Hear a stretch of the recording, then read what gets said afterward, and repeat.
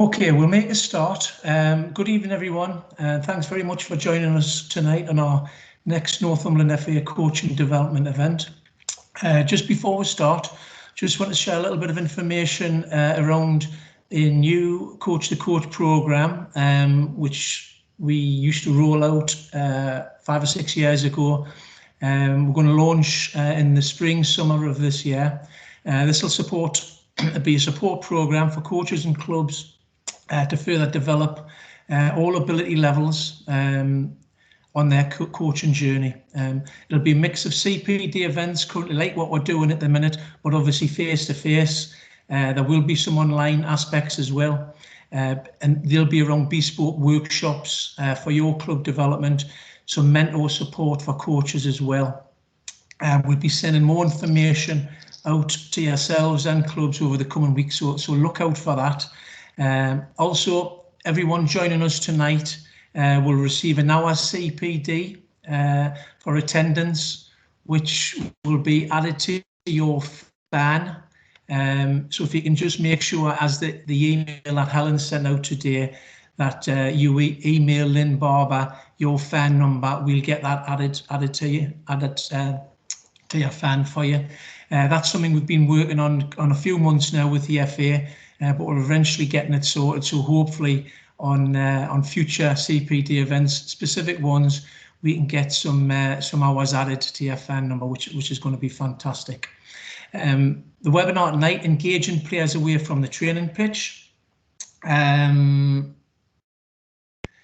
topic, I suppose, has a lot of relevance at present with our current circumstances. But I think after Jack's presentation, this topic may possibly be something that we use to engage more with what players and your development programs within your clubs moving forward.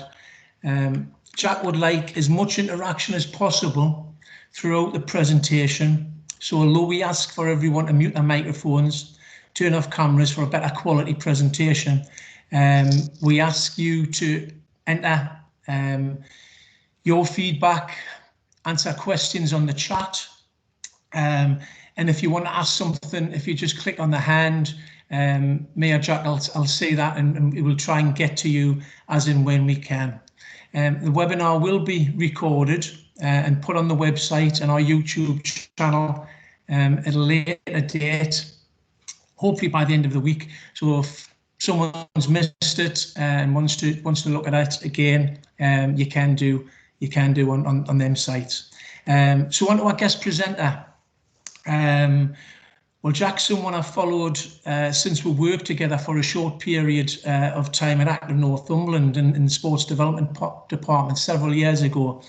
I've watched him develop into one of the most exciting, progressive and inspirational young coaches in the county. Jack thrives on developing his knowledge and never misses an opportunity to develop his own personal qualities in coaching, either on the training pitch or off it, as he's going to show tonight. Jack, over to you, and can you just introduce yourself to everyone and describe your journey and what you're currently up to at present? Yeah, thanks, Gary. It's quite an introduction, that. So I'm Jack Gray. I'm currently working for the Foundation of Light and Sunderland's RTC programme.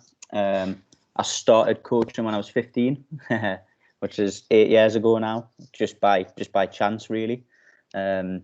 Sort of like a neighbour asked me to get involved and help out with a soccer tot session. So I went along and helped a bunch of 3 and 4 year olds sort of learn some little tricks and skills and just sort of like fell in love with coaching then, really.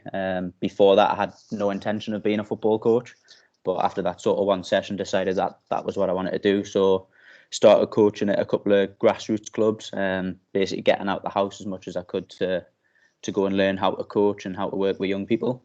So that included like a local club in Cramlington, Hazelrig Juniors, just getting out as much as I could, really. Went and done sort of my coaching badges and got qualified so that I could run my own teams.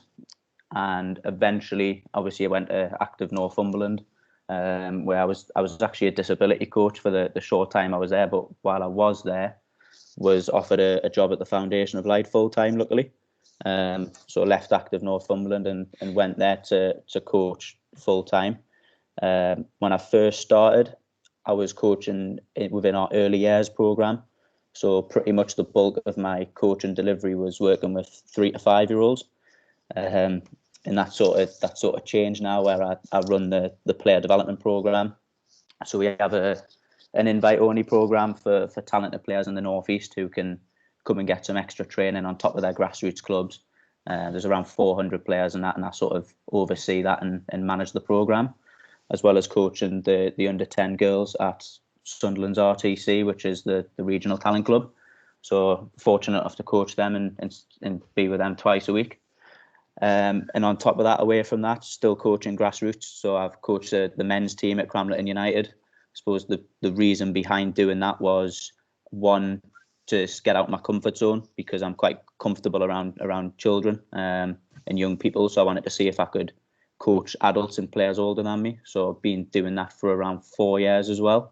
And obviously when I was there, I managed to get on the UEFA B license and complete that in I think it was 2 years ago last week that I passed that. So yeah, just constantly trying to sort of develop and learn and try to be the best coach that I can, because I love working with players really, and young players especially. So that's where I'm at the moment. And just a few questions around that, and Jack, where do you see your development as you progressed coming from?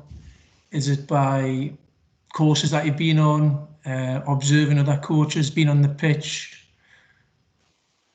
I think for me personally, like I love learning. So doing courses and obviously going to watch people is great. But I suppose the big thing that helps me learn as a coach is just getting out and coaching, putting sessions on, trying things, thinking about what might challenge a player, what might work for a certain player, and just making loads of mistakes really. So I'm certainly not the best coach on the court tonight. I'm nowhere near where I want to be as a coach, but experience for me is how I try to learn and develop, I suppose. And in your short time as a coach, 8 years, what would you say has been the biggest challenges? You did mention the men's team there. What challenges have you had to overcome, and that's sort of put you out your comfort zone a little bit? I suppose I've probably put myself in quite a few new environments from a young age. So like going to coach a men's team at 18 was a bit daunting, to be fair, because you want to make sure that the messages that you're giving are relevant and challenging and appropriate for the player. But that's exactly the same as coaching a 4-year-old, for example, where your message has got to be appropriate, it's got to be right, it's got to be delivered in a way that's relevant to them and they understand. So I suppose the challenge for me is constantly trying to stretch myself by coaching new types of players and new types of young people. Yeah, and I think we're just going to start a presentation now, Jack, but I suppose this period that everyone's having to go through at the minute is one of the most challenging aspects that us as coaches has probably had to go through as a coach out there working with our players. So this presentation that you're going to deliver is going to be really relevant to everyone and hopefully helpful for everyone. Hopefully, yeah. Like I say, so the aim of the presentation, I don't know if you want to go on to the slide 2, Helen, is effectively just thinking about the current situation and how we can support young players, because they've had their world turned upside down effectively, haven't they, where they're not allowed to go to school, they're not allowed to play football, they're not allowed to visit their grandparents. So all these things that have affected these young players, I just thought it might be good to sort of get in a room and have a conversation around what we can do to support them as coaches, because it can be easy when we've all got things going on personally, to especially during the pandemic, to maybe forget about the kids a little bit. So hopefully we'll give some ideas around what we can do as coaches to support the players at the moment, and hopefully keep them engaged with football while they can't actually get onto the grass. So we'll look a little bit around the impact that the third lockdown could have had.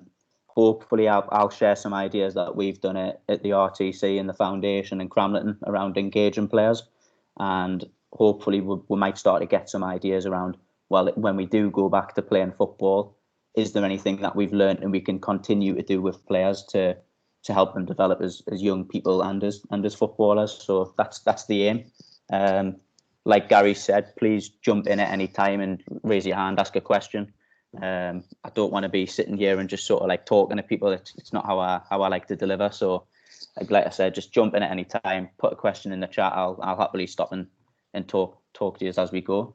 So if we go on to the next slide, little challenge for you just while I talk. If you've got a bit of pen and paper or whatever, just have a little think about the group of players that you coach and have an estimate of how many organised training sessions and games that they were receiving before lockdown. So if you've got a grassroots under 10s team, you might train them for 1 hour a week and they get a game which lasts around an hour. But then they're getting all of their unorganised physical activity through the week, whether it's lunch and break time at school, PE. So try and add it all up and see what sort of the average number is in terms of training hours and play and physical activity hours for an average grassroots player. Just to get an idea of sort of what they were doing before the lockdown. And then if you can think about what are players currently doing. So we talk about players' fitness or physical health and mental health. It's probably took quite a steep drop within sort of from November to Christmas time. So I've done a little study with the RTC players that I work with, and the average an app per week for an RTC player who are fortunate to train twice a week was they were getting 6.5 hours of organised or unorganised physical activity a week, which obviously for their physical and mental health is huge, and it's a chance for them to stay healthy, stay active. But all those little moments where they're actually developing their technique and their skills as well. So whether it's training or in the playground and they're playing, that's now being cut massively. So during the lockdown, the RTC players are now only down to 4 hours on average, and that's a mixture of them doing their own exercise per day. That's some of the stuff we've provided with them as a club, for example. But it's probably just worth making a note of and being aware of actually the physical activity levels that the players are receiving at the moment is much lower, and probably the impact of that. So obviously I just put that little photo of the boy playing on the Xbox. That's probably all they're doing at the moment, which is fine because it's keeping them occupied. But there's a risk that actually that takes over now, and while they're not allowed to go and play football and they're not allowed to be active, the fallout of love with the game or the fallout of love with physical activity, which is obviously a massive worry. So yeah, I suppose I just wanted to get people to have a little think about that. And then the challenge is how do we sort of counteract that, and how do we manage that and support the players through this period? So yeah, hopefully you've got a number. If you want to pop it in the chat and just say whether it's much lower or whatever, feel free to. It'd be interesting to see what other grassroots sort of players are experiencing at the moment. And I suppose, Jack, that's our responsibility, isn't it, as coaches, to make sure during these times that we are engaging and we're classed as role models, supporting the players, not just technically, physically, but socially as well, isn't it? Yeah, absolutely. Like, I suppose we'll go into it later in the presentation around some little ideas that we've done, which the challenges that we've set haven't always been about becoming a better footballer, but it's that developing the full player that we have an opportunity to do at the moment. And we don't have to worry about what the next training session looks like, what the team's going to be at the weekend. But we've got a chance to still affect and impact these players in a really positive way. So Helen, if you wouldn't mind popping to the next slide. This was just something that I came across a while ago, and it's sort of, I think it underpins my coaching philosophy and my beliefs as a coach and as a person. But it's probably more relevant at the moment. And I suppose it's like the business of life is human connection. So we think about myself, about you as a person, an employee, a coach, your players. We all thrive off social interaction. It's what we're here for. And at the moment, players aren't getting it. So I think, like we've just said before, we've got a real responsibility as coaches and people who are benefiting and there for young players to try and increase the interaction they're getting. So again, we'll talk about it a little bit more in the presentation around what we've done to engage that, but it's probably just something that I think I strongly believe in. It's a couple of things just coming in the chat there around. So Jack, Joey mentioned 6 to 7 hours for his under 10s on average. Brilliant, yeah. So like I say, so it's not something I thought about as a coach until sort of putting this together, really, where like that it's a huge chunk of a young person's life that's being taken away at the moment just by the current circumstances. So the challenge for us is to really, how can we get that number back up? What can we do to support them physically? What can we support them to do for them mentally as well? So yeah, Helen, do you want to pop to the next slide? So this is the first task, and again, we'll give you a couple of minutes just to think about it. So thinking about the 4 corners, which obviously I'm sure everyone's familiar with. What can we do during the lockdown now to engage the player? So whether that's what can we do to engage them technically, what can we do to engage them psychologically, what can we do to engage them physically so that they're still getting that physical activity, what can we do to engage them socially? If you've got any ideas around like something that you've done in the past few weeks, something that you've done in the last lockdown, anything that you've got in terms of an idea of how we can work with young players at the moment, please just put them in the chat and we'll have a chat about them just quickly. And I suppose the factors to consider, are you thinking around the 4 corners? So the easy thing to do is always to give the players like a physical task, go for a run. Right, that's great, and that's exactly what they need at the moment. But how can we engage with them socially? What, like, are they missing their teammates? Are they having an opportunity to speak to their teammates? Are we giving them an opportunity to actually think about their own performance, their own game? Are we giving them a chance to develop technically? Are we giving them homework challenges, for example? So any ideas you've got, please just put them in, and we'll have a bit of a chat about them. Really, I'll be quiet for 30 seconds or so. I put some music on, but I'm not that good with technology.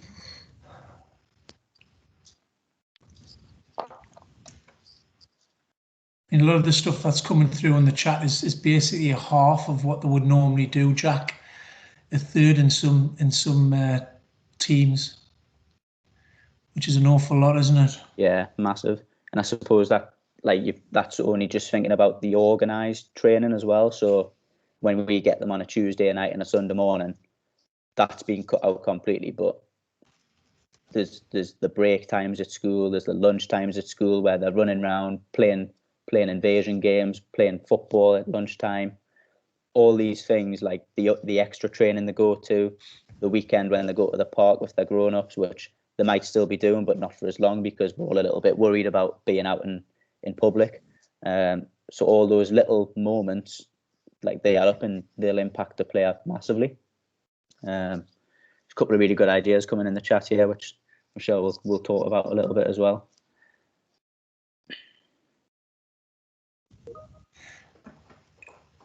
And I think what's important, Jack, and this probably comes from my own personal thoughts of what's happening at the minute, that it's going to help us as coaches, as people, because we can do a little bit of active, Zoom session and doing a physical skill session on there, as well as socially interacting with our players as well, isn't it? Yeah, 100%. So I'll be honest, like, personally, if I'm not able to coach and I'm not able to be around the players, like, that affects me. I don't enjoy it. Like, I don't have much else that I can go and do. So as coaches, it's going to benefit us as well. I think we all come into coaching and volunteering or to run a team because we love it. Like, we wouldn't do it and give up our time if we didn't. So it'll have an effect on you as well. And if we can find those creative ways to engage with the players, it's only going to benefit you as well. And I suppose the challenge is getting creative around it, and like, what can we do that's different at the moment, because we can't put a game on for the kids. So there's all sorts that we can do. So we'll move on. Obviously, there's some really good ideas. Just keep putting them in there, and we'll keep coming back to them. So just as you're putting some ideas in, we've done a little video. So at the RTC, we put together an online program for the girls to effectively keep them engaged with the coaches, keep them engaged with each other, and keep them active pretty much. So Helen, if you wouldn't mind playing the video, just have a little watch, see how many different ways that we've delivered so far. It's probably a piece of work that we're quite proud of, to be honest.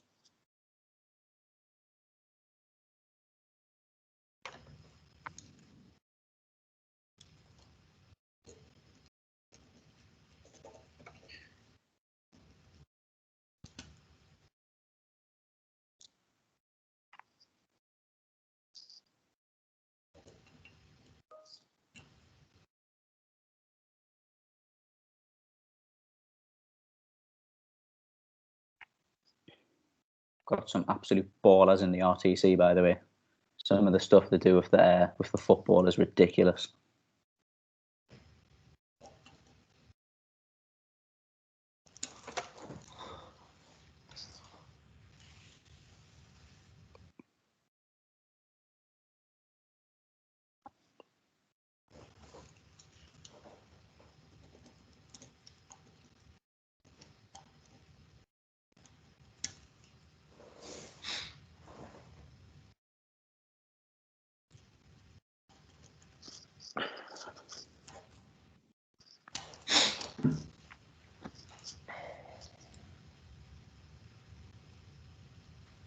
Jack, can I ask you what the engagement's been like on the stuff that you've done? Yeah. On the different groups. So with the RTC, we're at pretty much 90 to 100%. So we have 4 squads. We have an under 10s squad, a 12s, a 14s, and a 16s. But you see me being an idiot with me. You could get me cooking hat on there. So yeah, we have 4 squads, and we've been delivering 3 sessions a week on Zoom. So the Monday session is always a skills session, if you like, where one of the coaches will deliver half an hour, 45 minutes of some technical work and physical work. So all the stuff we've designed is where you can be in the living room with a ball, and you don't even need a pair of shoes on, for example. So it's just high intensity technical exercises which gets the kids going. We decided we wanted to be quite creative with it being a lockdown, a chance to try something new and hopefully give the girls some life skills as well. So the Thursday was always focused around something away from football, or not with a ball at their feet, if you like. So some of the examples we've had is we've done question and answer sessions with professional players. Obviously, we're in a fortunate position where we can get access to them. So we've had the Sunderland ladies captain come on and do a question and answer. We've had the Newcastle women's manager come on. We've had Lauren Hemp come on, who plays for Man City in England. So we're in a fortunate position where we can get that. But I suppose there's no reason why, if you wanted to do some sort of Q&A, like the kids could question and answer each other about things. It could be about football. It could be about life, anything. We've done some life skills stuff. So we've done a cooking session, as you can see, which was probably my favourite one, to be honest. So we got a lady from work to teach the kids how to make poached eggs and how to make pancakes.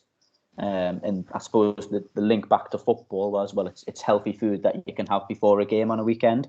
So everything we've done has had a link back to developing them as a player, but just trying to get a little bit creative around like how we do that, because they're all stuck in the house. Another example was we've done a football quiz, whether that be around their knowledge of the pro game and the women's game, but we might have put some questions in around like football and their technique. So how might you protect the ball from a defender? What sort of skills could you use in this situation, and give little pictures and visuals, anything really, just to engage them with the game. Because like I said earlier, there's a risk that if they're not engaging with the game at the moment, that they might fall out of love with it a little bit, especially your average grassroots child who they're getting all of their entertainment at the moment and all of their connection from Xbox or Netflix. So I think that's where I'm coming from with this. And then the Saturday morning was again like a skills or a fitness session, just to get the girls up, get them active. And we basically planned it around when we would normally see them anyways. So as coaches, we were, if it was normal life, we would be there anyways, and the girls would be there. And we trialled it at Cramlington United as well. So myself and Joey, who I think is on the call, we just basically started putting some Zoom sessions on a Sunday morning. Again, that's when the kids were normally playing anyways.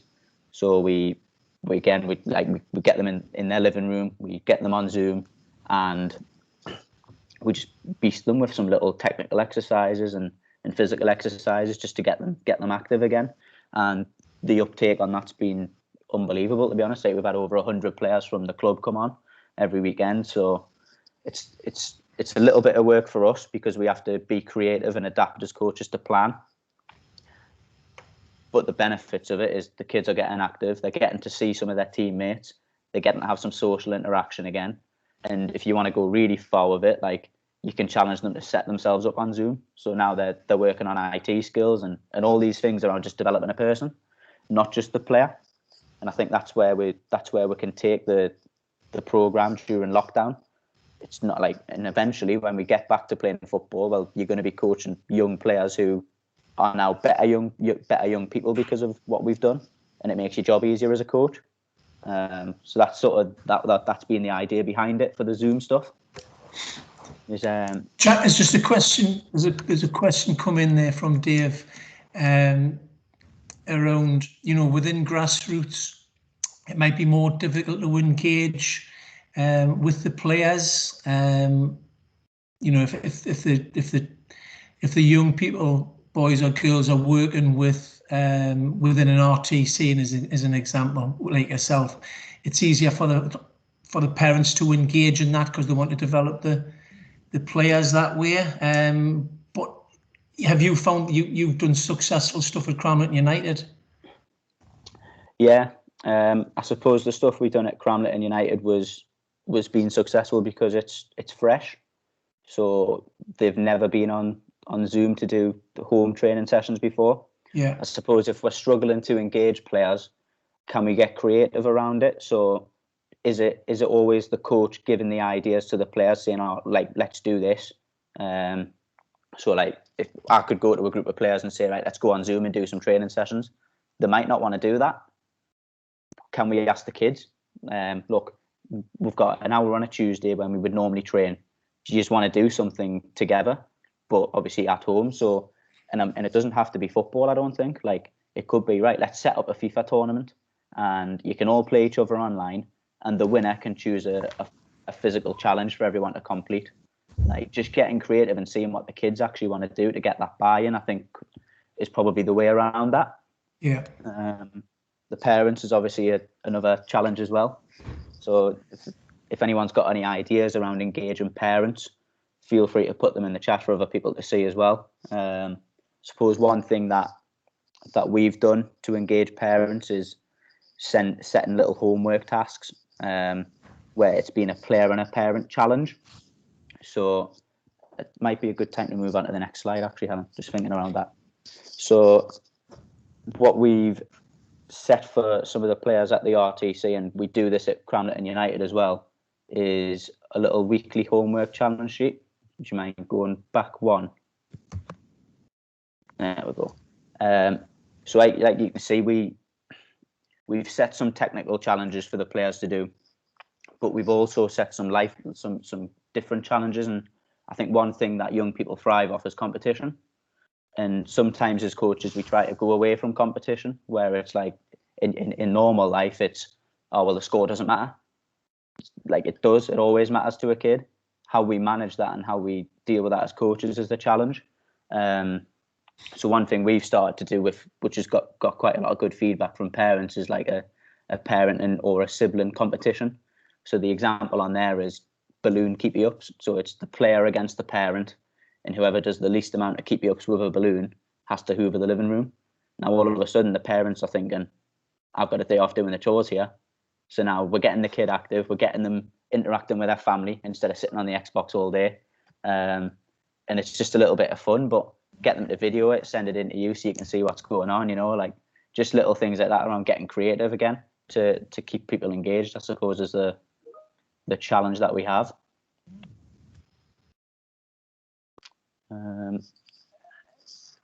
I suppose just on that as well, one thing that we've done, which is I think is really important, is setting social challenges. So like, for an example on there, one of ours was to get the parents to video a trick or skill and send it to the coaches or to put it on our social media page. Just giving us the chance as coaches to interact with the player and say, that was brilliant, that, by the way, well done, love the step over, can you do it with your other foot now? And all of a sudden we're just coaching players away from the training pitch again, and we're engaging them.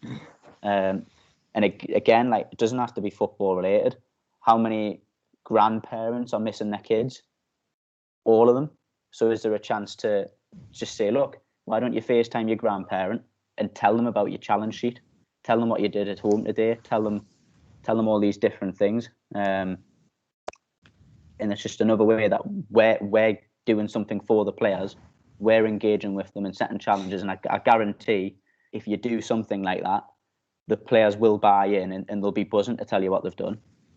We're getting messages from parents all the time saying like, oh, like so and so's done this, Rebecca's completed this challenge, do you want to watch it? And like, we're like, yeah, we want to see what the kids are doing, because that's why we coach, to see how they're getting on and try and develop them. Jack, great question from Jamie, which is really relevant within the game. What about safeguarding considerations? What have you had to make within the grassroots club and at Sunderland RTC? So again, just putting some procedures in place, the same as what we would when you were coaching on the grass. So if we're coaching on the grass in normal life, you ask the parents to stay for health and safety and for safeguarding. Now, you're coaching them in their own living room. So you just say, look, if we're going to do a Zoom session, for example, we want the parents to be there. In terms of us, we're fortunate where we have two coaches. I'm sure everyone probably has an assistant, hopefully. So if we're going to do something online, then we make sure that both coaches are there. In terms of sending stuff back to us for us to see, again, all of our communication, like every coach, is hopefully going through the parents anyways. And I think if we get that buy-in from the parents, all of a sudden that conversation and that communication becomes really beneficial, and that's how we sort of keep the safeguarding on top as well. Absolutely. Good stuff, good questions. The next slide is just some examples that I've saw on social media. So I'm a big tweeter. I love being on Twitter, mainly just because I think it's a great opportunity to steal ideas. So there's an example there from the Wimbledon Academy that got posted, and that's where I sort of stole the ideas from the life skills stuff and like chances for players to learn how to address and send a letter and read a bus schedule, like just stuff that we can do that develops the person as well as the player. Because as much as we can set as much football homework as we like, the kids will benefit from it, but the real learning takes place when they play football. So I think as coaches, we've got an opportunity now to take a little bit of a backseat in the football, but still develop these people and players in a different way. And that's where getting creative with these little sheets, for example, might be a good way of doing that. Jack, do you want to explain that? Do you want to explain that Wimbledon one a little bit? Yeah. So this was what the Wimbledon coaches sent to all of their academy players, and effectively it's just a tick sheet that the players had to complete as many challenges as they could. So obviously there's some general challenges, there's some kitchen challenges, but I like the stuff on the bottom around the dedication stuff. So we talk about developing players across the four corners. Well, the Wimbledon guys, they've talked about dedication, which is obviously in the psychological corner. So they've set them some challenges to take part in every academy Zoom session so that they're still dedicated to playing football and they're still engaged. They've set one around like personal bests. So we probably always talk to players around, do something a little bit better. Can you try and get a bit better at that? Can you keep your record? Can you work on your left foot passing? And that was just something that they had done to try and keep the players engaged in their own learning. So I really like that, and obviously the best coaches steal all the time, don't they? So we stole some of them and sent them to our players as well. The next slide is just some examples that we've done at the foundation, at the RTC, and at Cramlington. Feel free to steal these ideas just around getting creative when delivering sessions. So, like we said, we've done a football quiz. We changed part of the quiz just to get to connect with the players on a different level. So it wasn't all about football, but we done around it at the foundation, for example, where there was kids' photos of the coaches. So there was a photo of me when I was 4, and they had to guess who it was. Just a way of like getting the kids laughing, having a bit of crack, that social interaction, that positive communication, which they desperately need at the moment.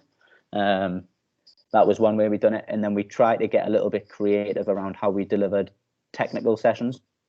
So one example we've done is a bingo card, and we just play football bingo with them. So I'll have a list of tricks and skills and physical exercises, and I'll just shout it out, right, inside roll. The players have got to do it for a certain amount of time, and if it's on their card, they mark it off, and then you can give some prizes out or whatever you want to do for your winner. But it's just a way of engaging the kids in a different way and having a bit of competition and a bit of fun with them.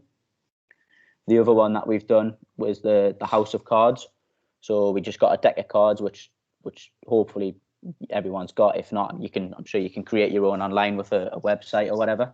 And we just basically feasted them for about half an hour, where it was, right, it's the 7 of spades. So you've got to do 7 V drags and 7 squats. And it was just getting them active, getting them working. And the kids were like, all right, pick another one. Can we choose our own exercises? So we ended up with the kids choosing their own challenges to do based on what card came out. And you can chuck the Joker in and the kings and the queens and the jacks and just mix it up and get them active, really. But I think that's also stuff that you can just send to them and say, look, if you want to do it in your own time, go and do it. And it doesn't have to be coach led all the time. Don't know if anyone's put any more questions in or. Just going back a few slides, Jack, someone's done a developer game. So they've got 2 sessions going through the week. One's a physical one, and obviously on a Wednesday night, and on a Saturday it's more of a ball familiarity session, technical. So again, something where they're actually engaging the players twice a week there, within the grassroots setup. There was it's how we buy in, how we get the parents to buy in. But I think we've chatted about that as well. Question that came out when people signed up was, and I think this was in the female game, but it runs alongside the male game as well, that sort of really difficult engagement time of under 15, 16, 17s. Have you got any good examples what Michael's used at his the education program, engaging that age group, because they were struggling with the girls to come online and do this basically? Yeah, I suppose it's the challenge is finding what they actually want to do, because it's all well and good being a coach and putting a session on, but if it doesn't hit the needs and the wants of the players, then my role is pointless. So if we're struggling to engage the players because they don't want to put their camera on and do physical activity, well, find a different way to engage them. Find out what they want to do. Like, can we put it back on the players and say, all right, well, should we do a football quiz, for example? Do you guys want to run it? And I think if it's about giving the kids that ownership again. Like, I think as humans, we all like to be in charge and be part of something, don't we? So if we're pushing things on players at a difficult time, when we could push them away further and they might not engage with us again and engage with the game. So I suppose it's about being creative again and finding ways that and ideas that they want to do. And it could just be as simple as, well, what do you want to do? Like, find out, and we can plan around the kids' needs and wants, because that's what we're there for at the end of the day, isn't it? I suppose. Yeah, and the kids is online a lot at present with the homeschooling. Have you made any alterations, considerations around this? Yeah, I suppose that it's so in the last lockdown in November, the kids were still at school, so getting them to come online wasn't as much of an issue. It's potentially an issue now because they're sitting in front of a laptop all day at home anyways. So again, I think it's about being creative, and, well, you might not do a Zoom session today, but you might ask them to send their tricks and skills in and just go and practice a certain task. So the homework tasks could be a football exercise sheet where they do tricks and skills all the time, and they've got to send some ideas back. If they don't want to, that's fine, but they might just have to send a little homework sheet out. I suppose that's a challenge that we all have to consider as well. But I suppose absolutely the key thing is finding ways to engage them and finding a way to keep them active in some form. And then do you want to pop onto the next slide? So just thinking around during the pandemic, but then after the pandemic, this is something that we've started doing at Sunderland, or have probably always done until I came in as well, around engaging the player away from the actual training session that we do. So every player gets an individual learning plan from us, which I think at the moment in time we could get creative with this again. So normally the players will have an objectives night with us where we'll set some targets, and that'll be sort of their responsibility to go away and practice these things. But it's also our responsibility as coaches to develop the individual. So just this is an example of one of our under 10s. So like one of her challenges is to work on scanning while she shields the ball. So she protects the ball really well, but she's always got her head down when she does it. So she doesn't actually know when to pass or dribble or when to try and escape, because she's just focused on the ball. And that's obviously an important thing to develop in terms of their own individual development, because every player is different.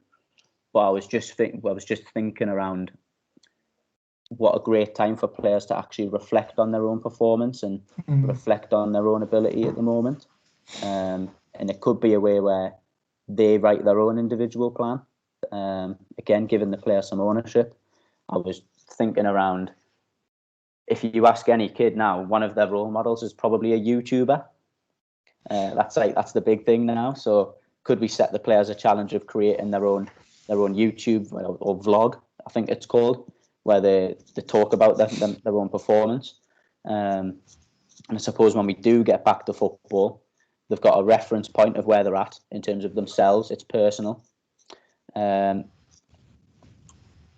It gives them a little bit of ownership in terms of thinking about their own performance. We're encouraging them to self-analyze and self-reflect, which I think we can probably all agree some young people aren't good at, which is fine, because they haven't learned that skill yet. So again, is this another way where we can just sort of engage with the players and help them develop a skill that they'll need in football, but in life as well. I think we've got to remember that we're developing young people, not just players. I think the individual learning plans, Jack, the player development plan, I think that's possibly something in grassroots football which maybe coaches haven't done, but you talking about it tonight's something we've got lots of time at the minute. This is something that they can develop and put it into their development plans for the club, for the players moving forward, so they've actually got some goals for when we get back to football. Yeah, 100%. And like I say, it doesn't, for me, if you're going to give a player a plan and say this is what you are good and what you're not good at, sometimes the player might get a bit defensive and think, well, I think I'm good at passing, or I think I'm good with using my left foot. Whereas now we probably have the time and the opportunity to get them to buy into it and say, well, come on then, like analyze yourself. What are you good at? What do you need to get better at? And as coaches, we can guide them and steer them towards where they need to be.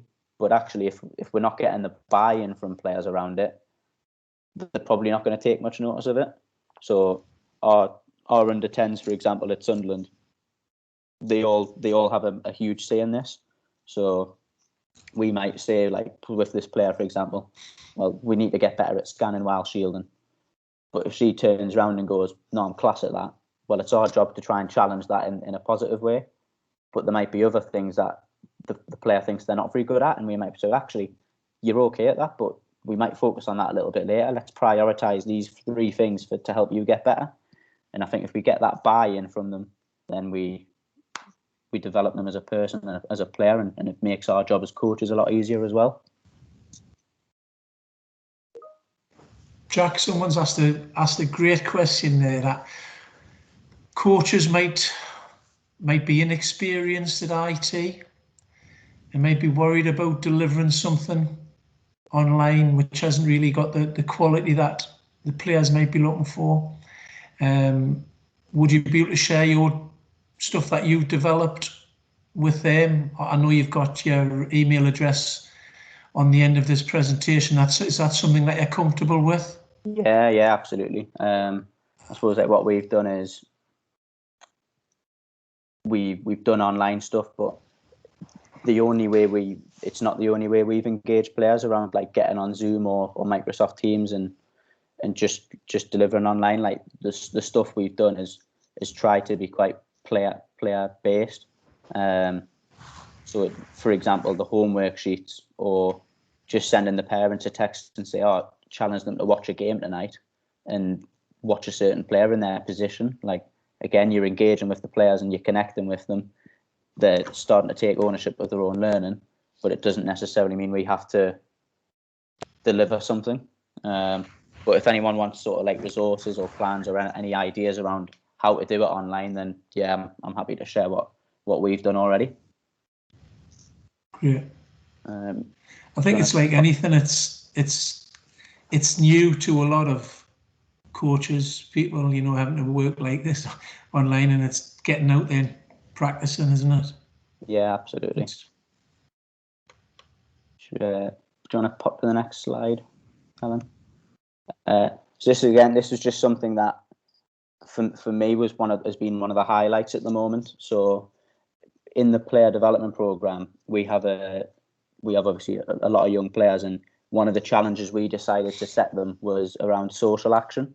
So again, we're not just thinking about the footballer, but we're thinking about the person as well. So this example is a young lad called Archie, who we set them a challenge around social action. Can you go and do something to benefit the community?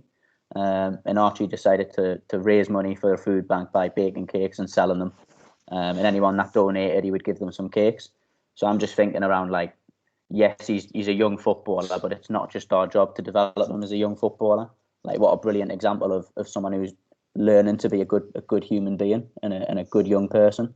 And I suppose the reason I'm quite passionate about this at the moment is, if we think about the lack of activity that kids have got and the lack of social interaction they've got, their mental health could be being affected quite badly, because all of the stuff that they do to release endorphins in their brain and stay positive, they're not getting. So this was something around, like, if you look into sort of mental health, is the 5 ways to well-being. And one of the ways that people can stay positive with their mental health is to give, to do something for other people. And I'm like, we all do it, where we do something for someone and we feel great from it. Well, this is a young person learning about empathy, learning about giving to others. And then when he comes back to football, he's a better young person for it. And surely as coaches, that's our job. It's not just about developing the next Raheem Sterling or Harry Kane. It's about these people becoming good young people.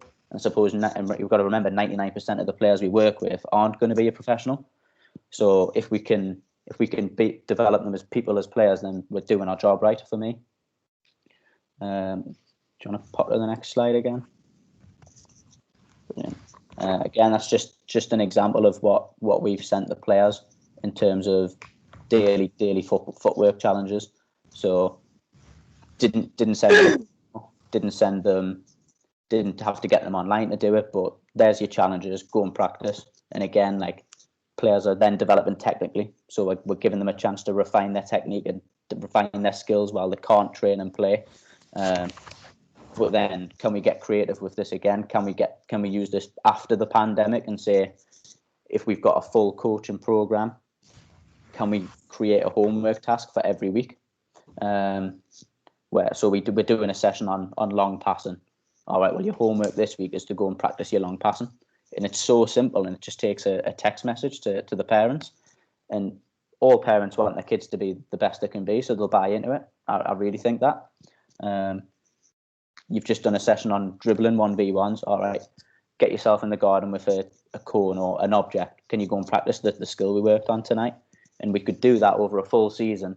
And that's a lot of extra training time for the kids and a lot of extra opportunity for them to develop.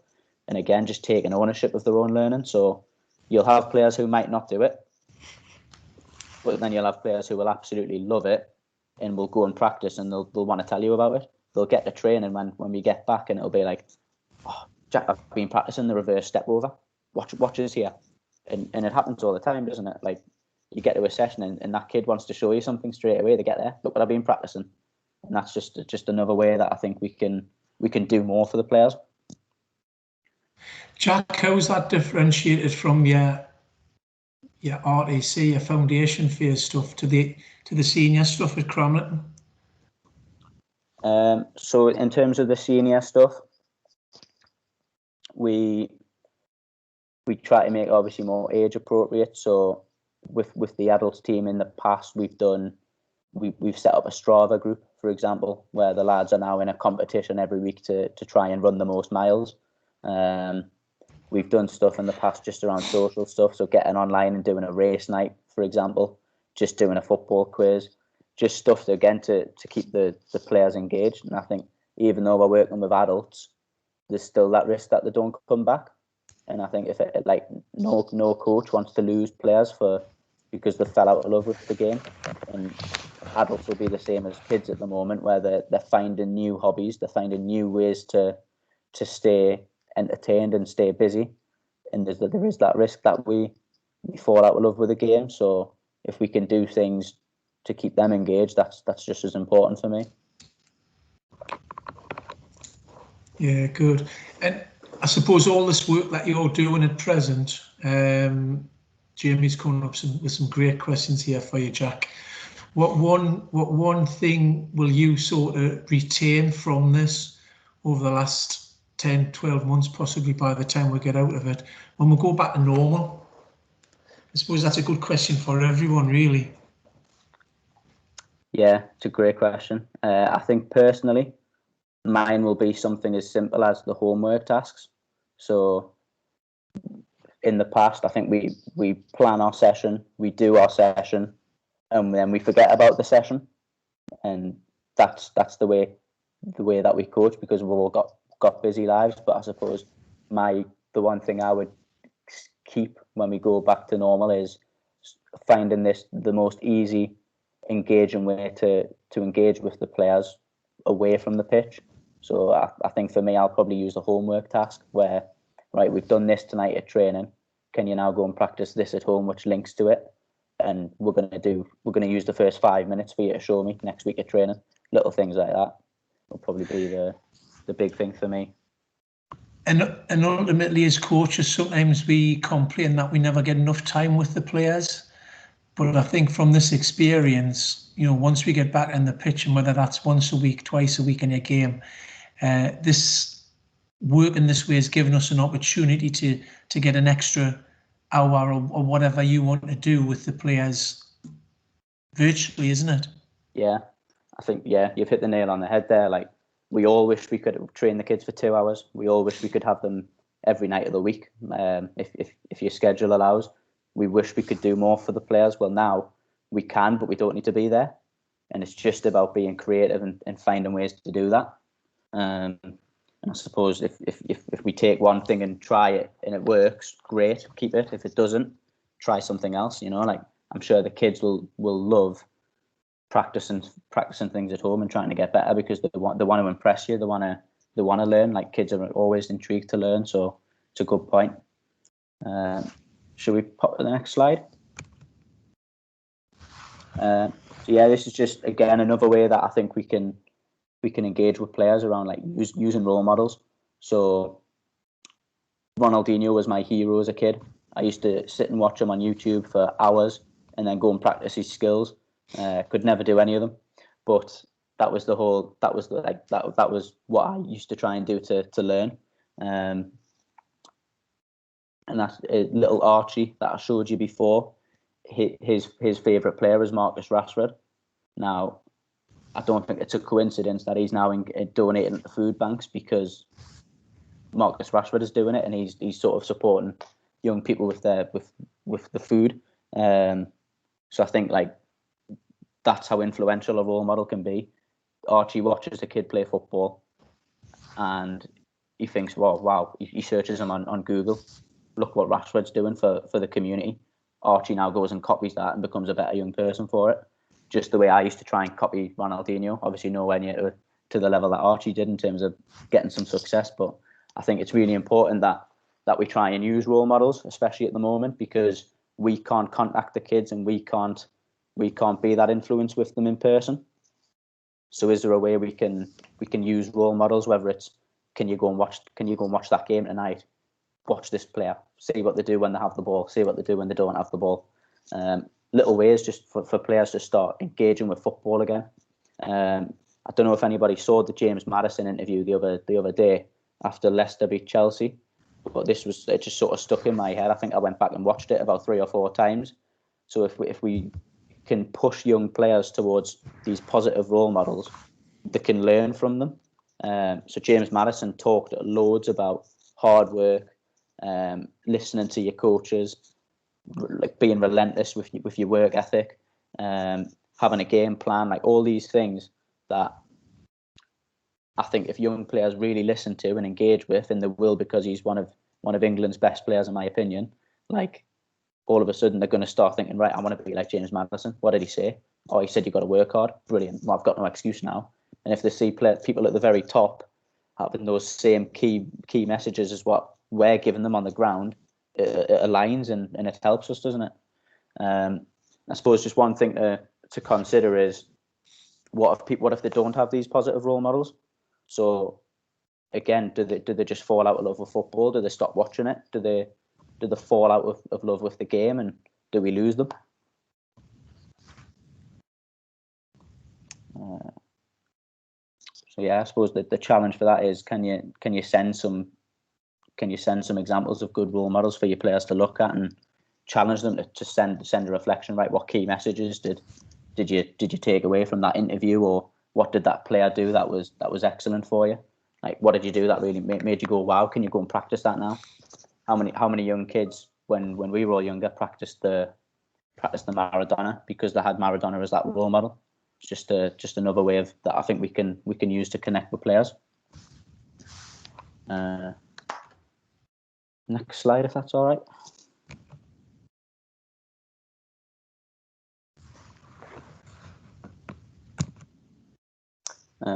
So yeah, just a quick reflection, really. I suppose when we talk about all these different examples of engaging with the player and connecting with the player during lockdown, but then trying to connect with them away from the pitch after lockdown, why do we do it? And these are just sort of some of the things that I wrote down. If you've got any others, and please feel free to put them in the chat. This is sort of why I've bought into trying to do that little bit extra and find creative ways and new ways to connect with the players, because I think that's all the benefits right there. And I don't think there's a single one as coaches that we would take off or not want our players to have. So that was just sort of like a little reflection around that. And again, they're not all just focused in one corner. So if we think back to the 4-corner model, we've got some psychological stuff in there around what players are developing their ability to self-learn, they're building resilience. There's that connection and trust for a social side. So positive life skills like Archie with his food bank thing. I just thought that was brilliant, and that came from him being part of a football program. But he's done something that for me is an exceptional young thing for a person, and that's hopefully just from the inspiration we gave them as a challenge. And I suppose, like, as coaches, the main thing is always probably the technical development as well. They're not getting any chances to play at the moment, so can we give them something to just keep refining those skills that they've got? So that's the why for me. Next slide, if that's all right, Alan. So yeah, just 2 minutes. If you want to put them in the chat, write them down on your bit of paper, whatever you want to do. What are you going to continue doing? So whether you've already had some ideas around engaging your players, are you going to continue doing something after tonight and after the lockdown? Hopefully there's a new idea that you might take and try with your players. And when football does return, how are you going to engage with your players away from it? I think I honestly believe that all the grassroots coaches and all the coaches that give up their time for the kids do an exceptional job, and it's because they do it because they care and they want the kids to get better. So then now I'm just thinking, well, can we do it a little bit better as coaches now? Can we give the players that little bit more, especially after all the time they've missed and missed playing football? And then just something to consider. It's something that I'm considering at the moment. The plans that we put in place at Sunderland and Cramlington were to last us until February. What if the lockdown and the football suspension continues? Obviously, I know the government announced that lockdown was going until March the 8th, I think, today. So what next for the players? Do we do Zoom sessions again? Do we keep sending homework tasks, or can we do something new to engage them? Can we get them to come up with ideas? Just on the homework tasks, 15 minutes a day of practice averages 91 hours a year. So if we're trying to get the players to do just a little bit a day while they can't, it all adds up to creating better players for me. So please feel free to put some reflections in the chat. We'll read some of them out. We'll have a bit of crack about them. Don't know if there's any other questions, Gary. I think something that came out from one of the coaches was the positive feedback when they tried to do some online sessions. The positive feedback from parents, they were blown away. I think, it doesn't have to be perfect. I think parents see that we're trying as coaches to do something to keep them engaged, to keep them active, socially involved, physically involved, and I think they appreciate that. So, and whether that's half an hour, once a week, 45 minutes, it's better than them doing nothing and sitting there as they've been doing all day, Yeah, 100%. I think, like we said, it's a difficult time for everyone at the moment, but I think we do the role of a coach because we care about the kids, and just the fact that we can't get them onto a 3G on a Tuesday night and a game on a Saturday doesn't mean we stop caring about the kids. So if we can find a way to support them at the moment, go and try it. There'll be things that you do that won't work. There'll be things that the players don't enjoy, but it's a new learning experience for us all. And at the moment, it's the new normal, isn't it? So we've got to make sure we're trying to do something to support the players, and there'll be stuff that they absolutely love as well. Like, we just done a football quiz just to try it and see how it worked, and the kids buzzed off it.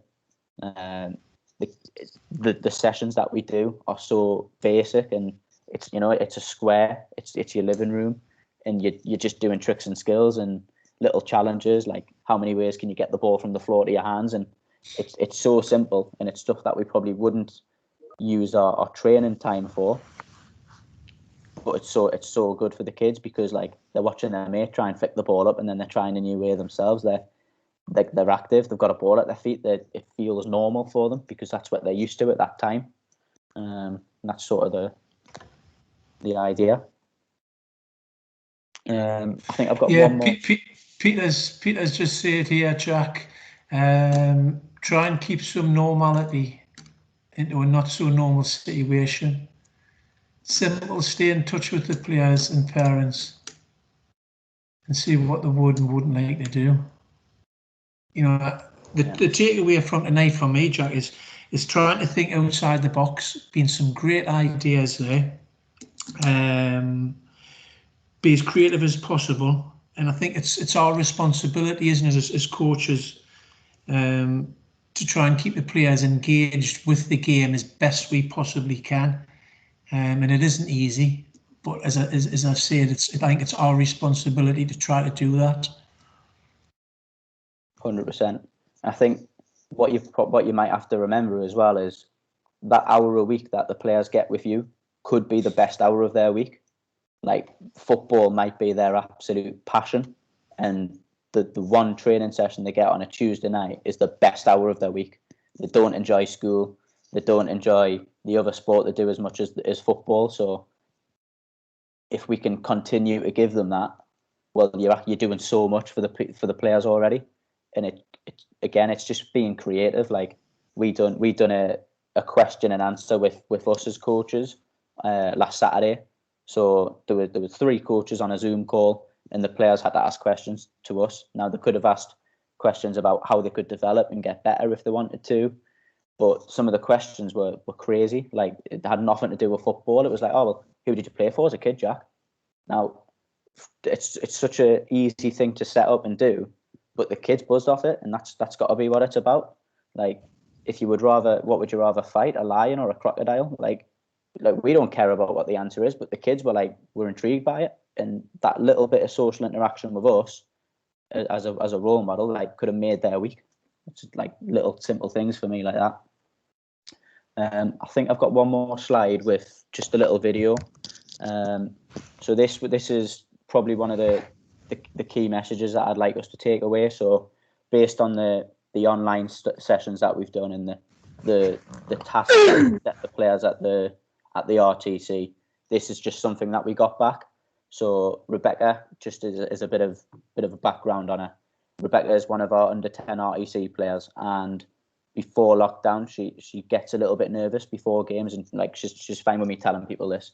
So she gets really nervous before games, and one thing that we done before lockdown to sort of try and support that was she had a little task the night before a game where she just had to write down what her best game looked like. How did she feel going into the game? What was she doing in the game that made her have a good performance? And that's just another way of engaging with Rebecca off the pitch. And all she had to do was just write a few notes down. And so we thought we'd just ask Rebecca, like, actually, how's the lockdown affected you? Because you naturally got quite nervous anyways. So she's done us a little poster around things she's learned and enjoyed. And then we were fortunate to get a little video of her and her dad, which might just be worth listening to see the impact that you do have as coaches.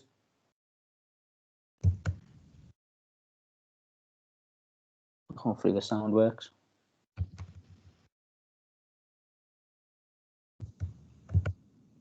Helen, there's a little box when you share the screen that you need to tick so you can share the audio on that as well.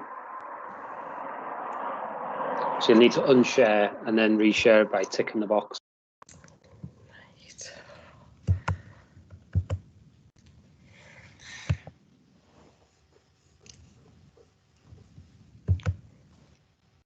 Jack, Joey put a great question up before around making sure we give the detail.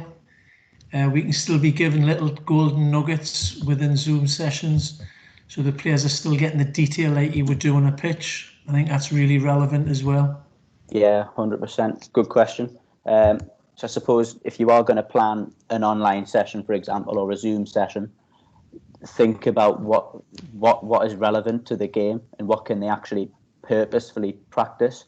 So if you've got a 5-yard box in your living room, well, you're probably not really going to work on passing and receiving.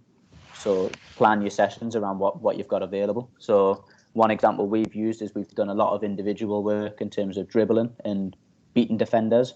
Now, not every kid has cones that coaches do, so we've used tins of beans, like toilet rolls. So it's like, well, actually, there's your defender. Now we're going to go and practice a certain skill, and you can still coach and give little demos and little examples where it's like, right, well, as you approach the defender, can you drop the shoulder, the disguise, can you get out the other side, and just being creative with it. Like, it doesn't have to be real in a game for the players to learn. So yeah, we use tins of beans as defenders and think about the distance that you've got to be away from the tin of beans, and can you fool it and escape, and just little things like that. Jack, that's my new takeaway, a tin of beans. Hi, I'm Nick. Tins of beans as defenders. And we're just going to provide some brief comments on some of the Zoom sessions that the coaches at the Foundation of Light have been provided over the recent weeks and months during lockdown. So for a little bit of context, Rebecca's currently in the under-10s girls RTC at Sunderland, and over the past few weeks and months has regularly engaged with at least 2, if not 3 Zoom sessions every week that have been provided. So what I'll say from a parent perspective is that these have been really, really good, top-notch stuff. Throughout, they have enabled Rebecca to connect with Jack and Caroline, her 2 under-10s coaches, as well as coaches some other age groups, as well as players within her team and players within some of the other age groups as well. So it's been really, really good. She's been able to develop her relationships, and it's just been a nice social interaction for her.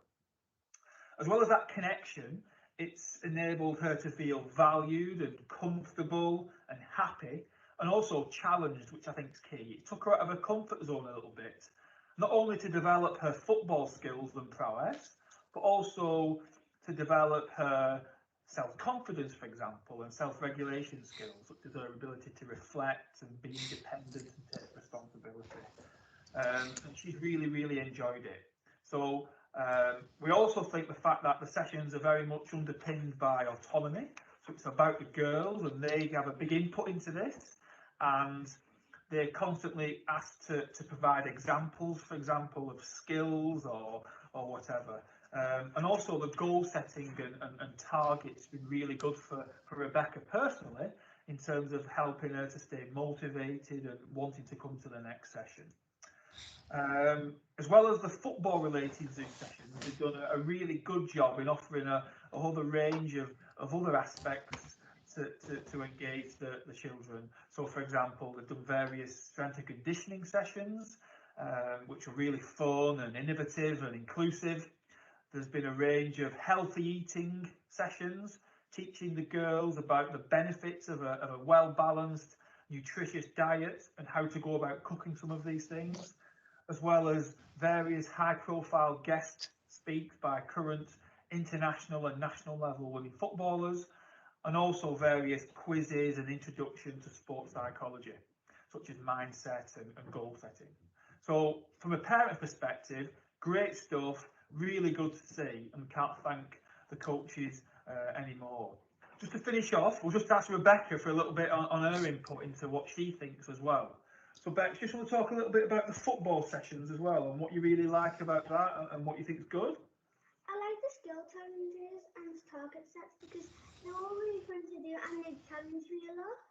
And I like having new things to learn. Okay. Do you want to elaborate a little bit about what you said about Jack and Caroline? How you look at them, what you said to me about how you see them as more than just your footy coaches? I see them more than my footy coaches because when I'm down, I can always ask them for help into a skill or something, and I could always take help from them. Okay, really good. So that's just a sort of a brief insight from a parent and a coach and an athlete, should we say, perspective onto the current situation. So it's really good, really great to see, and hopefully those insights and reflections are useful for you guys moving forward. Thank you. Bye now.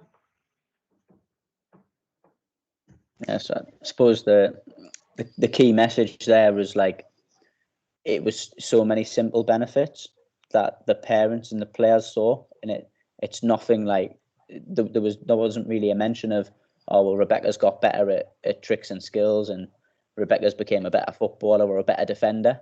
But actually, like, they were so grateful of the fact that she's been able to interact with her teammates again, that she's felt valued because we put stuff on for the kids to do. Again, self-reflecting, self-learning. Like, she's had to take responsibility based on the challenges we do to get better. So in football sense, slightly, like, we've set some challenges, and she was like, right, well, I don't have anyone to show me, I don't have anyone to give me praise, I've got to figure it out myself. And yeah, I think that was sort of a nice way to round it off, where that's the benefit and the impact you can have in a tough time. And it just takes a little bit of creativity and a little bit of planning. So hopefully you've took some ideas away. Thank you very much. Cheers, Jack. Helen, do you just want to pop Jack's last slide on? So as Jack said earlier, and again, Jack's quite prepared to share. His email will be coming up on the screen in a second. Quite prepared to share any of the information that you've seen tonight. If you don't get Jack's email, feel free to contact myself and I'll pass it on to Jack. I hope everyone's found that beneficial tonight. You know, we are dealing in difficult circumstances at the minute, but that was an extremely insightful look at how we can develop our relationships and knowledge around the players we coach away from the pitch and not only on the pitch. A massive thank you to Jack for giving up his time to prepare this and sharing his findings. And obviously, when we go away and reflect, can we try and incorporate what's been discussed tonight into our plans moving forward? So, you know, once we get out of lockdown, how we can use some of these ideas to the benefit of us as coaches and the players that we coach. Thanks to everyone for attending. Once again, a fantastic turnout tonight. We'll look forward to seeing everyone in the future coach development events. We've got 2 more coming up in February with 2 exceptional presenters. So look out for the sign-up pages coming out in the coming weeks. Thank you very much.